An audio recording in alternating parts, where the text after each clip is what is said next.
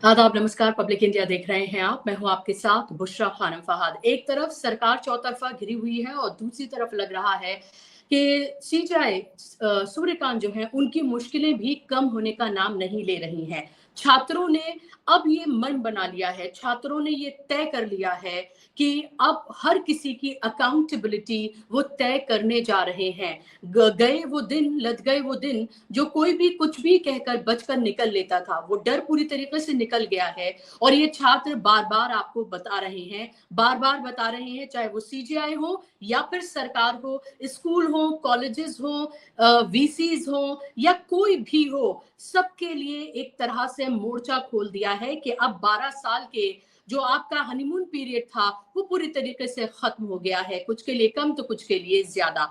मैं यहाँ पर बात करूंगी सबसे पहले सीजीआई सूर्यकांत की। आपको पता है कि नालसा यूनिवर्सिटी में जिस तरह से जब वो गए थे, जाना था जब उनको, तो आपको ये पता है कि किस तरह से वहां के छात्रों ने 450 से ज्यादा जो छात्र थे उन्होंने मोर्चा खोल दिया था। उन्होंने कहा था कि कॉन्वोकेशन में वो डिग्री सीजीआई से नहीं लेंगे। फिर उसके बाद बीसीआई की जो कंट्रोवर्सी जो आपने देखा, वो भी आनन फानन में उनको अपना फैसला वापस लेना पड़ा था क्योंकि छात्रों ने उनके खिलाफ भी मोर्चा खोल दिया था। और उसके बाद फिर सीजीआई सामने आए और सीजीआई ने कहा कि बीसीआई कौन होता है, उसके चेयरपर्सन कौन होते हैं, ये मेरे और छात्रों के बीच का मामला है।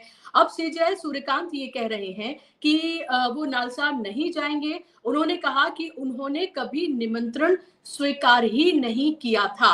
अब आप ये देखिए कि वो डैमेज कंट्रोल करने में आ गए हैं। वो कह रहे हैं कि उन्होंने कभी निमंत्रण जो है वो स्वीकार ही नहीं किया था। और ये किस लिए कहा जा रहा है ये मैं आपको समझाती हूँ।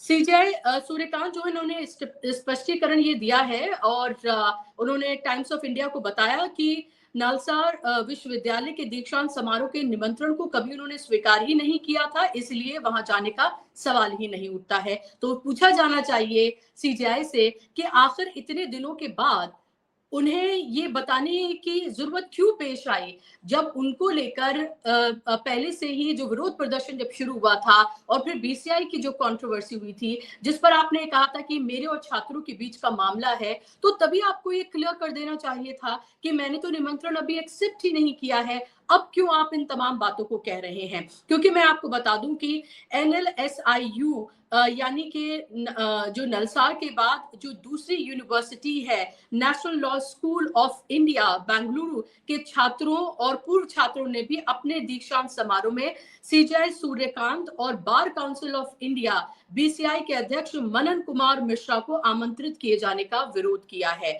और आपको अब ये पता है कि ये पूरा मामला अब थमने का नाम नहीं ले रहा है।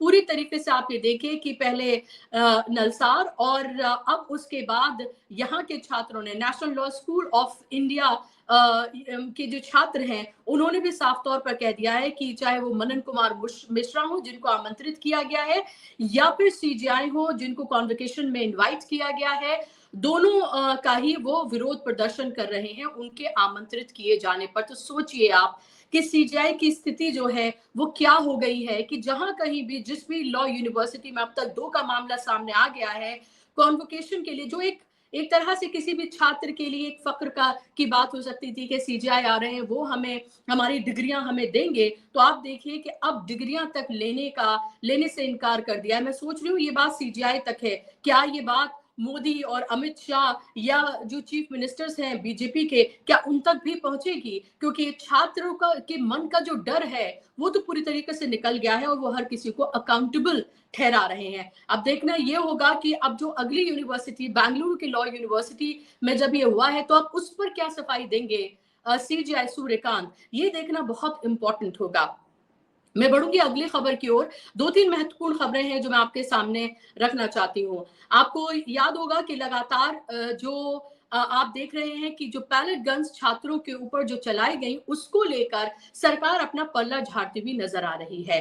और अभी हाल ही में एक इंटरव्यू दिया है किरण रिजिजू ने, और किरण रिजिजू ने उसमें भी साफ तौर पर इनकार किया है पैलेट गन के इस्तेमाल से। और आप ये देखिए कि साकेत गोखले जो है टीएमसी से जो सांसद है राज्यसभा के, उन्होंने एक आरटीआई उन्होंने डाली थी और उस आरटीआई में लेडी अर्विन मेडिकल कॉलेज और एम्स दोनों से ही उन्हें ये इंफॉर्मेशन मिली है कि 1 2 3 4 5 नहीं बल्कि 10 ऐसे स्टूडेंट हैं जिन पे पैलेट इंजरीज जो हैं वो हुई हैं, यानी कि उनको पैलेट गन्स लगी हैं। आपने देखा था किस तरह से राहुल गांधी ने अपनी प्रेस कॉन्फ्रेंसेस में उन छात्रों को, 2 छात्रों को बुलाकर, एक छात्रा थी एक छात्र था, उनको बुलाकर किस तरह से प्रेस कॉन्फ्रेंस पे दिखाया था, प्रूफ के साथ दिखाया था कि कैसे उनके पूरे शरीर पर पैलेट गन है। यहाँ तक कि साहिल नाम का जो लड़का था उसकी तो आंख तक जाने की नौबत आ गई। अभी ताजा स्थिति क्या है ये नहीं पता, लेकिन आप ये देखिए कि सरेआम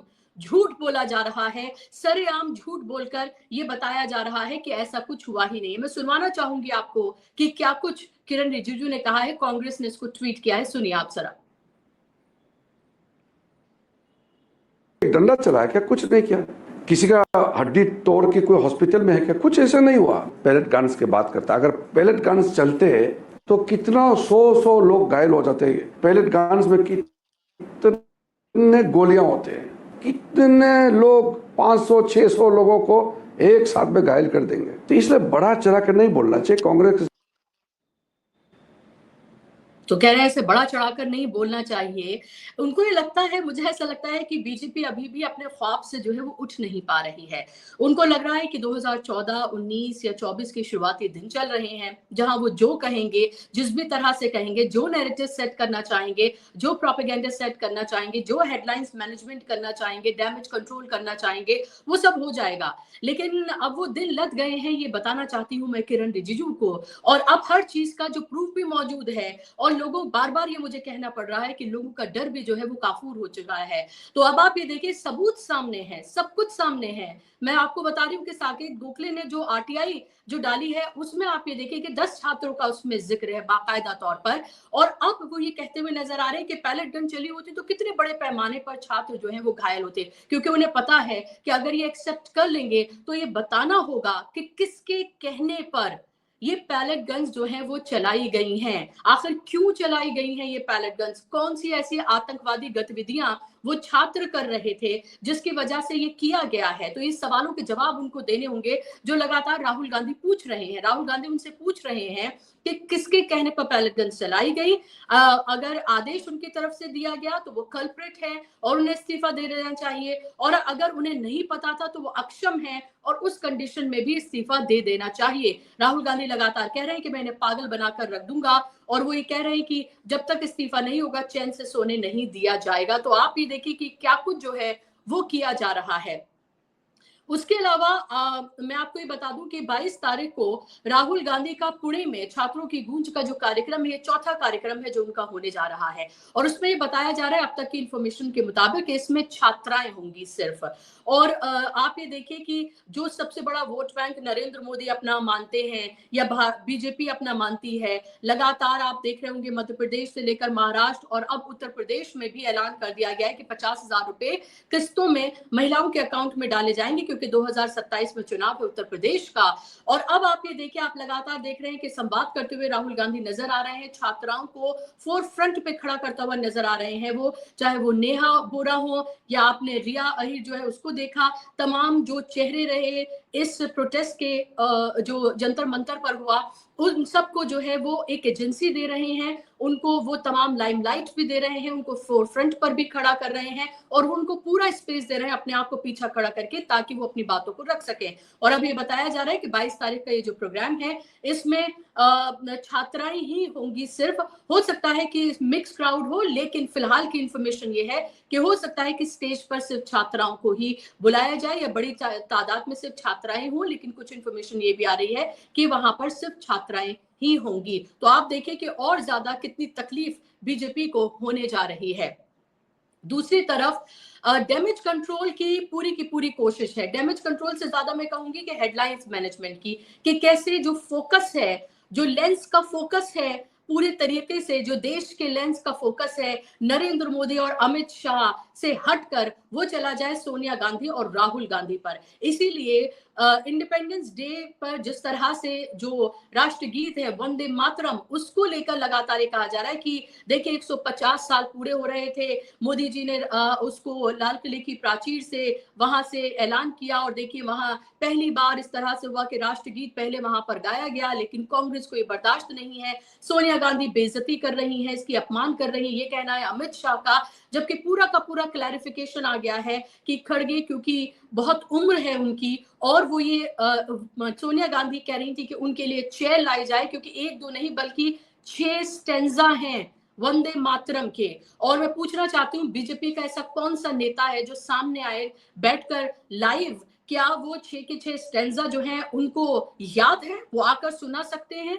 तो आप ये देखिए कि सिर्फ जो छद्म राष्ट्रवाद है ना, जो थोपा जाता है राष्ट्रवाद, ये बस वही करना जानते हैं, और इसीलिए अपनी तरफ से हेडलाइंस जो हैं वो किस तरह से डाइवर्ट हो जाए। पहले आप दिमागी नक्सल जैसे शब्द का इस्तेमाल करते हैं, और अब तो देखिए कि जिस तरह से कॉकरोच जो सीजीआई ने बोला था वो भारी पड़ा था सीजीआई पर भी और इस सरकार पर भी, अब ये दिमागी नक्सल भी इस सरकार पर पूरी तरीके से भारी पड़ता हुआ नजर आ रहा है, क्योंकि ना सिर्फ इसका मजाक बन रहा है लोग, लेकिन वो लोग अब ये कहते हुए नजर आ रहे हैं कि वो है अब दिमागी नक्सल।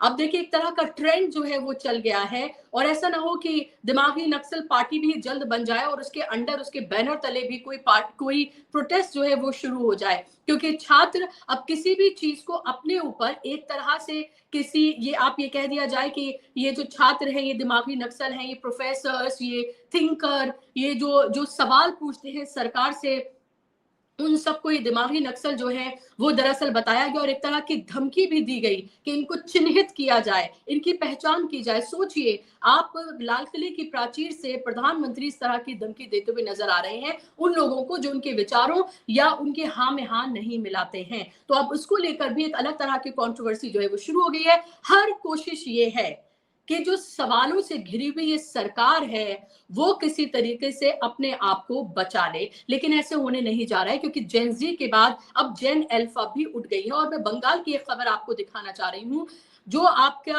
आपका आपका दिल झकझोर कर रख देगी कि किस तरह से ये जो पूरी मुहिम चलाई गई है स्कूलों को बचाने की। पहले जेन अल्फा ने ये मुहिम पूरी शुरू की, अलग अलग जगह से वो उठे और उसको हाथों हाथ सीजेपी ने लिया और कहा कि हम स्कूलों को बचाने की मुहिम चलाएंगे। उसका उन्होंने आगाज किया है, कुछ जगहों पर सीजीपी के वॉलंटियर्स गए हैं।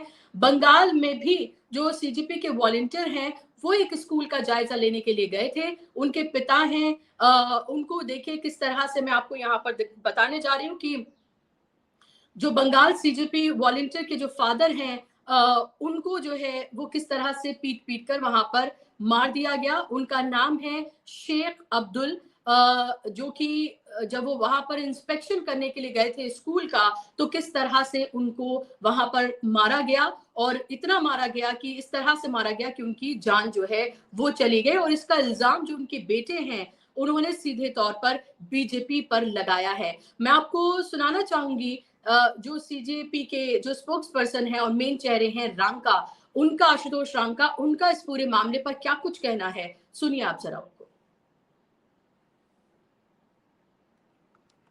लड़ी, स्कूल ठीक करने की लड़ाई लड़ी। हम चाहते थे कि इस देश के सभी स्कूल ठीक हों, लेकिन भाजपा की तरफ से क्या हुआ? भाजपा की तरफ से गुंडागर्दी की गई, मारपीट की गई। वेस्ट बंगाल के Bankura district Indus police station का रहने वाला अब्दुल, जो जंतर मंतर पर पहले दिन से हमारे साथ मौजूद था, जिसने प्रोटेस्ट में हिस्सा लिया, वो सिर्फ अपने गांव के सरकारी स्कूल ठीक कराना चाहता था। वो गया, लेकिन जैसे ही वो वापस अपने घर आया, भाजपा के गुंडे आए, उसके साथ मारपीट की, और बीच बचाव में जब उसके पिताजी वापस बीच में आए तो उनके साथ भी मारपीट की। उनको इतना मारा कि कल उनकी मौत हो गई। पूरे देश भर में हम लोग शिक्षा की बात कर रहे हैं, हम वोट तो मांगने नहीं जा रहे हैं, हम तो सिर्फ चाह रहे हैं कि हमारे देश के स्कूल ठीक हो। लेकिन पूरे देश में हमें सिर्फ और सिर्फ भाजपा के लोग गुंडागर्दी, मार पिटाई, बदतमीजी से ही क्यों डील कर रहे हैं? अब्दुल के पिताजी की क्या गलती थी? अब्दुल की क्या गलती है? सिर्फ यही कि वो अपने स्कूल ठीक कराना चाहता है। मैं भाजपा के गुंडों को सिर्फ ये कहना चाहता हूं कि तुम्हें जितनी गुंडागर्दी करनी है कर लो, जितनी मार पिटाई करनी है कर लो, हम डरने वाले नहीं हैं, हम रुकने वाले नहीं हैं, हम झुकने वाले नहीं हैं। कल मैं, हमारे जो जोनल इंचार्जेस हैं अंकित, विजय, हमारी कोर टीम और सीजेपी के तमाम साथी बांकुड़ा पहुंचेंगे अब्दुल के परिवार को न्याय दिलाने। हम बंगाल के सभी कॉकरोचेस से रिक्वेस्ट करते हैं कि आप लोग भी ज्यादा से ज्यादा संख्या में इंदस, बांकुड़ा डिस्ट्रिक्ट में जो पुलिस थाना है वहां पहुंचे। अब्दुल के परिवार को न्याय दिलाना हमारी जिम्मेदारी है और तब तक नहीं रुकेंगे जब तक उसके परिवार को न्याय नहीं मिल जाता। इन लोगों से डरने वाले नहीं हैं हम। तो अभी आप यहाँ पर सुन रहे थे आशुतोष रांका को, और उन्होंने साफ तौर पे ये कह दिया है कि अब्दुल के जो पिता हैं उनको न्याय मिलेगा। मैं अपने आप को यहाँ पे करेक्ट कर लूं कि अब्दुल के पिता की इसमें जो है वो हत्या की गई है, और अब्दुल जो है वो सीजेपी का वॉलंटियर था और वो गया था बांकुड़ा जिले में स्कूल को देखने के लिए, जिस तरह से मुहिम चलाई गई है। अब अब्दुल के पिता है तो जाहिर सी बात है उनको मारना भी आसान है, और किस तरह से आप ये देखिए कि निशाना जो है बनाया जा रहा है। पहले जुनैद आपने देखा था कि किस तरह से जुनैद को निशाना बनाया गया था और क्या कुछ उसके साथ हुआ था, क्योंकि ये कहा जा रहा था कि देखिए बिरयानी यहाँ पर बांट रहे हैं, कहाँ से आ रहे हैं पैसे से लेकर तमाम चीजें, और कैसे उन्होंने पूरा बताया था कि उनको उठाकर ले गई थी पुलिस और आंखें बांध कर किस तरह से घंटों घुमाया था। और अब आप ये देखिए कि अब्दुल नाम का जो सीजेपी का वॉलंटियर है उसके पिता की हत्या कर दी जाती है, और इल्जाम है बीजेपी के ऊपर, और कि बीजेपी के जो कार्यकर्ता हैं उन्होंने, ये नेता जो है उनकी तरफ से ये किया गया है, उन्होंने ये किया है। सीधे तौर पर आप यहाँ पर सुन भी पा रहे थे। और अब आप ये देखिए कि सिर्फ स्कूल चेक करने के लिए, और अब पूरे देश भर से ये आवाजें जो है उठ रही हैं, जगह जगह से छोटे छोटे बच्चे, यानी कि दूसरी तीसरी क्लास के बच्चे जो हैं वो उठ खड़े हुए हैं। अब मैं पूछना चाहती हूँ कि नरेंद्र मोदी, उनको तो दिमागी नक्सल कह रहे थे, क्या इन बच्चों को क्या स्कूली नक्सल का नाम दे दिया जाएगा? इन बच्चों को क्या नाम देंगे? इन बच्चों को किस तरह से आप रोकेंगे? और 15 अगस्त के दिन जो है वो वहां भी हमने देखा कि एक स्कूल का किस तरह से छज्जा जो है वो गिर जाता है और उसमें 6 साल के बच्चे की मौत हो जाती है। ये जो खस्ता हाल स्कूल है, जो पूरी की पूरी शिक्षा व्यवस्था है, इसको किस तरह से और कब तक आप रोकेंगे? आपका जहाज डूब रहा है, इसलिए आपके जो सबसे प्यारे हैं बाबा रामदेव, अब मैंने आपको अपने कार्यक्रम में 15 अगस्त के कार्यक्रम में आपको सुनवाई थी वो बाइट उनकी, और पूरे तरह से वो वायरल है। अब दोबारा से उन्होंने फिर से उन्होंने अपनी बाइट दी है मीडिया के सामने, और अब वो कह रहे हैं ना हिंदू खतरे में, ना मुसलमान, ना दलित, ना ये ना वो, सबका नाम ले रहे हैं, बचपन खतरे में है। तो ऐसा लग रहा है बाबा रामदेव को लग रहा है कि वो खतरे में है। अगर उन्होंने आवाज नहीं उठाई है इन छात्रों के साथ, इन युवाओं के साथ, अपनी आवाज से आवाज नहीं मिलाई, सबको यही डर सता रहा है, तो इस जहाज, जो डूबता हुआ जहाज है, इससे धीरे धीरे करके जो है वो लोग उतरना शुरू हो गए हैं। और इसी जब ये कार्यक्रम मैं रिकॉर्ड कर रही थी तभी उसी वक्त जो है ये खबर आई है कि शहजाद पूनावाला जो है, जिन्होंने पहले बीजेपी से इस्तीफा दिया था, उसके बाद फिर उन्होंने कहा था कि नहीं उन्होंने दिया है, और तमाम तरह की नौटंकियां और वो सब ड्रामेबाजी हुई थी। अब फिर से ये खबर है कि उन्होंने फिर से पार्टी जो है वो उन्होंने छोड़ दी है और दोबारा से पार्टी से उन्होंने इस्तीफा जो है दे दिया है। तो शहजाद पूनावाला ने, जो कि आपको पता है कि किस तरह से वो हर नाजायज चीज को भी बैठकर टेलीविजन के डार्लिंग थे, वो टेलीविजन यानी कि गोदी मीडिया के बीजेपी के स्पोक्स पर्सन थे वो, और किस तरह से अब उन्होंने एक बार फिर से इस्तीफा दे दिया है। तो अब आप ये समझिए कि हालात जो हैं वो कहां से कहां पहुंच गए हैं, और इसीलिए तमाम तरह की हेडलाइंस, डाइवर्जन की जो टैक्टिक्स हैं, ट्रिक्स हैं, वो आजमाई जा रही हैं। लेकिन अब बचने का कोई भी रास्ता इस सरकार के पास नहीं बचा है। और 22 तारीख का राहुल गांधी का प्रोग्राम, और उसके अलावा भी लगातार आप ये देख रहे हैं कि अलग अलग मंचों से इस बात को उठाया जा रहा है। अब ये भी कहा जा रहा है कि हो सकता है आने वाले दिनों में कोई बड़े आंदोलन का ऐलान भी कांग्रेस की तरफ से किया जाए। आज का ये कार्यक्रम आपको कैसा लगा मुझे जरूर बताइएगा। आज के इस कार्यक्रम में बस इतना ही। नमस्कार।